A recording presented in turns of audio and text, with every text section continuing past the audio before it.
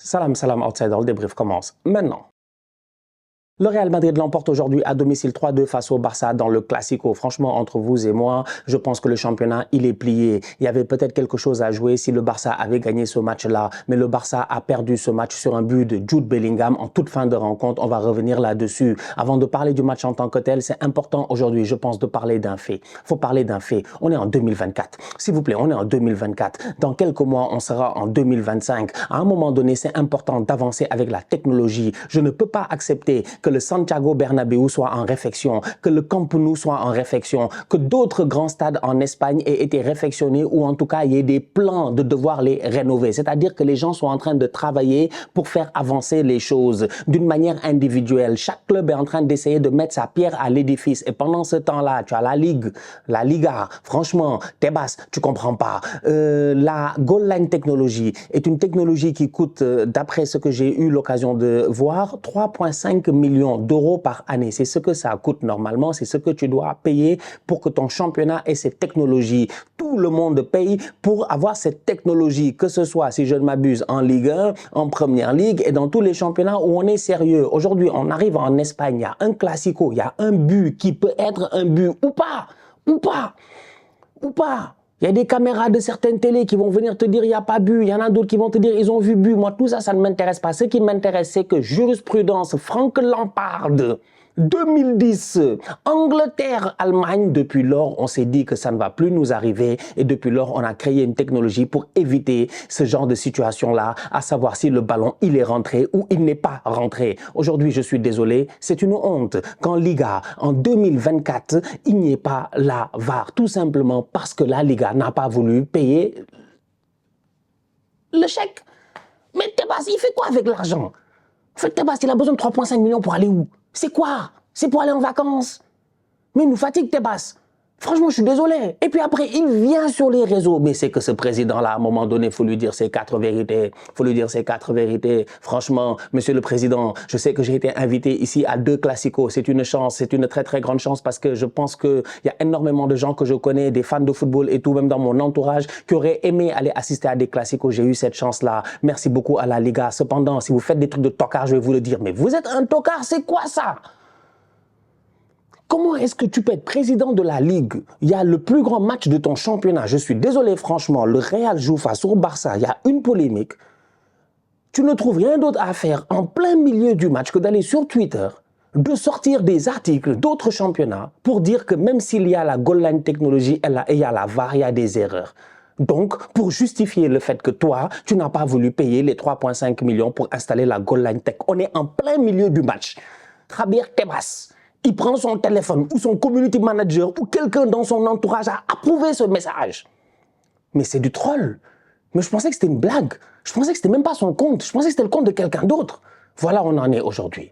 Donc, il y a un classique au Real Barça. Et malheureusement, on est obligé de parler d'extra sportif parce que la Liga ne se gère pas. Parce qu'aujourd'hui, franchement, il y a énormément de problèmes d'arbitrage en Liga. Ça, nous tous, on en est conscients. Il y a des problèmes d'arbitrage partout même. On en est conscient. Hier, il y avait Chelsea contre Manchester City. Cole Palmer tire un coup franc. Il y a un penalty. Les gars ne le sifflent pas. Donc, on ne dit pas que la technologie règle le problème. Mais on dit juste que dans le cas de la goal line technologie, c'est clair. C'est clair. Ça sonne sur la montre de l'arbitre, ça nous dit s'il y a but ou il n'y a pas but, si le ballon a dépassé la ligne ou pas. Et là, ils en avaient besoin, ils ne l'avaient pas. Pourquoi? Parce que la Liga ne se gère pas. Donc du coup, dans ce match-là, si tu enlèves ces polémiques, parce qu'il y a eu trop de polémiques d'arbitrage, mais le penalty pour le Real. Pour un fan de football, moi, je ne suis pas un fan du Barça ni un fan du Real, mais chaque année, j'ai oublié de le dire, puisque vous avez la vision que vous voulez avoir dépendamment de ce que moi je dis. Pour un fan de football, qui a vécu que son équipe a été éliminée cette semaine en Ligue des Champions, Arsenal-Bayern Munich, et que Bukayo Saka va essayer d'aller chercher un penalty à la dernière seconde et que l'arbitre ne lui donne pas ce penalty-là parce que l'arbitre juge que Saka prend son pied et frappe le pied de Neuer. Moi, quand je revois le ralenti 25 000 fois, je vois la même chose. Je vois la même chose. Je vois un Cancelo qui est tocaresque pendant tout le match. Je vous l'ai dit ici plusieurs fois, l'apport offensif des joueurs défensifs, ça m'intéresse, mais à une certaine limite. Je suis désolé, quand tu es défenseur, ta première fonction va avec l'intitulé du nom qu'on t'a donné sur le terrain, défendre. Franchement, oui, l'évolution du football a fait de telle sorte qu'aujourd'hui, les défenseurs, ça peut être des pistons, ils peuvent se projeter, machin, on a compris. Mais au moins, sache défendre, ouais. Sache défendre. Sache défendre. Sache défendre. Cancelo ne sait pas défendre.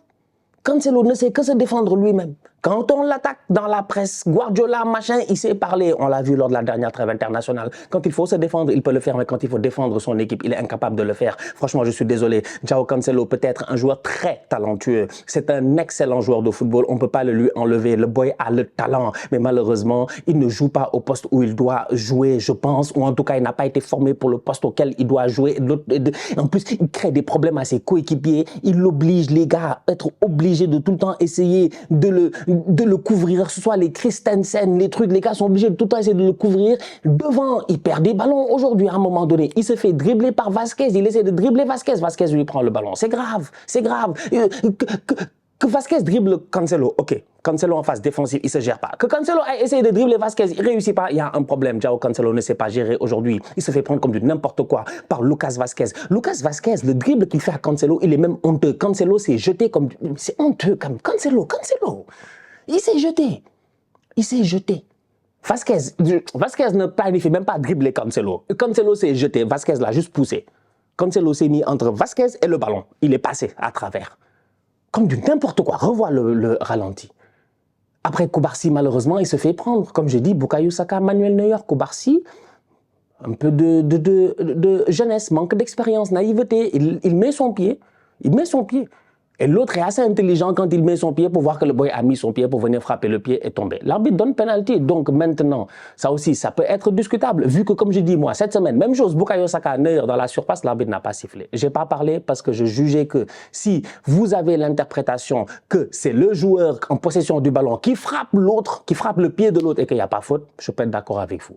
Pour moi, c'est la même chose sur ce cas-là. Donc pour moi, sur Koubarsi, à mon humble avis, je pense qu'il n'y a pas penalty. Mais ce n'est pas ça le plus important. Le plus important, c'est quoi? C'est que Cancelo ne fout rien de bon. Tu as 2 buts aujourd'hui du Real, c'est Cancelo. C'est du n'importe quoi. C'est du n'importe quoi. Vasquez fait un grand match parce que Cancelo fait un match aussi de tocard. Respect à Vasquez, franchement respect. Lucas Vasquez qui est passé de ailier droit à latéral droit au Real. Lucas Vasquez, chaque été on voit les mêmes photos. Miskin, on dirait que c'est le seul qui travaille avec Pintus. Il a toujours les masques à gaz en train de courir et tout ça. Vasquez c'est un vrai soldat. Le Real c'est aussi une équipe de soldats. Des Nacho, des Vasquez, des gars qui sont capables quand tu les appelles pour qu'ils viennent te dépanner de s'en sortir. Et aujourd'hui Vasquez a fait un très bon match face à João Cancelo qui malheureusement a été très très décevant. Donc du coup dans ce match là, si tu regardes bien, tu as un Real Madrid qui nous sort presque la même performance que face à Manchester City, sauf que le Barça encaisse des buts parce que le Barça est quand même friable défensivement. Et ça, c'est un peu fou. Tu as un Real qui fait le même match que face à City. C'est-à-dire que, pas parce qu'ils défendent, non, parce qu'ils peuvent mieux faire et ils ne le font pas. Moi, c'est ça qui me pose problème avec Ancelotti, j'en ai parlé cette semaine. Ils ont tout ce qu'il faut sur le terrain pour venir et jouer face au Barça pendant 90 minutes et dire ils vont mettre la pression face au Barça, ils vont dominer le Barça et tout ça. Mais ils ne le font pas. Et de temps en temps, ils accélèrent. Et quand ils accélèrent, ils te font mal. Et c'est ce qu'ils ont fait aujourd'hui plusieurs fois. Et en fin de rencontre, Jude Bellingham vient crucifier le Barça. Très beau but parce que ça va vite, c'est Brahim qui trace sur le terrain. Match en plus pour les super subs, pour ceux qui n'ont pas eu l'occasion de voir la dernière vidéo que j'ai fait avec Willou sur les super subs, le 12e homme, on en a parlé. On a parlé dans ce match-là de 2 joueurs qui ont fait un grand match aujourd'hui en rentrant, Firmin Lopez et Brahim Diaz. Brahim Diaz qui déclenche un peu l'action du but de Bellingham et Firmin Lopez aussi qui a été très bon en claquant un but. Donc voilà, ça montre à quel point aussi tu as besoin d'avoir ces gars-là sur le banc de temps en temps. Au niveau du Barça, ça fait mal de te dire que tu perds un Frenkie de Jong. Le match aurait pu se passer autrement. Le match aurait pu se passer autrement parce que le Barça a eu des moments forts. Malheureusement, en termes de concrétisation, ça a été compliqué. Lamine Yamal n'a pas fait un mauvais match. Il a été plutôt bon. Il a même fatigué Camavinga. Mais Camavinga a failli mourir en première mi-temps ici. Camavinga a failli mourir. Mais Camavinga va même prendre peut-être un carton rouge. Parce que Camavinga, il fait faute sur Yamal, l'arbitre siffle. Je pense que l'arbitre lui donne un jaune. Je m'abuse. Mais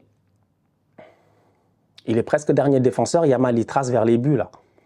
C'est-à-dire qu'un match de foot aussi, quand tu es arbitre, c'est pas facile. Je l'ai toujours dit, arbitre, c'est pas facile. Parce que, franchement, habille-toi, va pendant 90 minutes, tu cours. Les boys là, l'intensité à laquelle ils courent comme ça, c'est comme ça que toi tu cours. Tu n'as jamais le temps de te reposer et tu dois réfléchir en même temps. Donc tu dois avoir presque la même condition physique que ces boys là. Donc des fois en termes de lucidité, peut-être que certaines décisions que tu prends, tu les prends rapidement. Je pense qu'il faut vraiment travailler sur l'arbitrage dans le football, trouver un moyen de pouvoir réformer l'arbitrage sans que ça ralentisse le rythme de jeu. C'est des choses sur lesquelles on doit réfléchir parce qu'aujourd'hui, je suis désolé quand même, je pense que Camavinga, il a échappé, Luka Modric, il a échappé. Il y a des boys, ils ont échappé dans le match, mais dans les deux sens. Dans les deux sens. Mais le Barça peut s'estimer un tout petit peu lésé parce que oui, c'est pas normal. C'est pas la faute du Real qui a pas la goal line technologie. Hein. C'est pas la faute du Real. C'est pas la faute du Real. Mais comme je dis, c'est pas normal qu'il y a des stades, des institutions, des clubs en Liga qui investissent des milliards et des milliards d'euros, des millions et des millions d'euros pour que leur stade soit au top de la technologie, que tu arrives à Bernabeu, tout le monde est impressionné en regardant en haut en disant « Waouh, il y a les écrans et tout, c'est magnifique, tout ça, c'est sensationnel », mais qu'après, il n'y a même pas une technologie qui vaut 3 millions qui est là. En fait, c'est pas normal. Franchement, c'est pas normal. C'est vraiment pas normal. C'est-à-dire que tu as fait un aéroport extraordinaire, machin, tout ça, mais tout, et tu n'as pas mis une machine à café. Je dis même pas, tu n'as pas mis un café. Je dis pas, t'as pas mis genre une boutique carrément, genre un café, tu vois. Genre non, t'as pas mis juste la machine à café. C'est grave. C'est la même chose en fait. La Liga doit se gérer. La Liga doit se gérer. Ça, c'est pas normal. Donc du coup, belle victoire de la part du Real, victoire à la Real, voilà, à la Real, victoire de bandit, victoire de bandit. Ils font pas le match extraordinaire, mais ils sont capables d'appuyer quand il faut appuyer à travers des attaques bien placées à 3, que ce soit avec Vinicius, Bellingham ou bien Rodrigo. Un bon Jude Bellingham aujourd'hui, encore une fois, derrière ces deux attaquants, plusieurs fois, ballon au pied, il réussit à faire la différence, trouver les bons décalages. Un Real qui a bien utilisé la largeur aussi du terrain, malgré le système en 4-4-2 losange là, qu'on connaît bien, mais ils ont quand même bien utilisé la largeur, ils en ont profité puisqu'il y avait beaucoup d'espace derrière João Cancelo. Jules Koundé a fait un très bon match, lui aussi de son côté comme d'habitude. Donc voilà, franchement, j'ai envie de dire bon rétablissement à Frenkie de Jong. Je ne sais pas si c'est la fin de la saison pour lui. Rafinha est très chaud depuis le début de l'année. Il a qu'à continuer. Depuis le début de 2024, il a qu'à continuer comme ça d'ici la fin de la saison. C'est bien pour le moral, pour la confiance personnelle pour l'année prochaine. C'est peut-être le dernier classico de Xavi. Qui sait, il a dit qu'il va partir à la fin de la saison. Luka Modric, c'était peut-être son dernier classico. En tout cas, aujourd'hui, il a été titulaire. Et bon, il a fait un match à la hauteur de Luka Modric. Voilà, un bon match. Donc, globalement, franchement, ouais. Ça, c'était un classico, il n'y avait pas trop d'engouement. Tu sais, il n'y avait pas... Si tu savais que ça allait être compliqué pour le Barça. Ils ont perdu face au Real. 3-2. Et ils auraient pu peut-être en fin de rencontre tenir. Ils auraient pu tenir le match nul. Ils auraient pu tenir le match nul.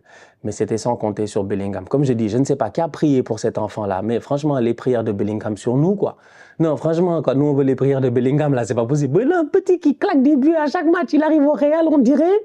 Il est là depuis 20 ans. C'est incroyable. Incroyable.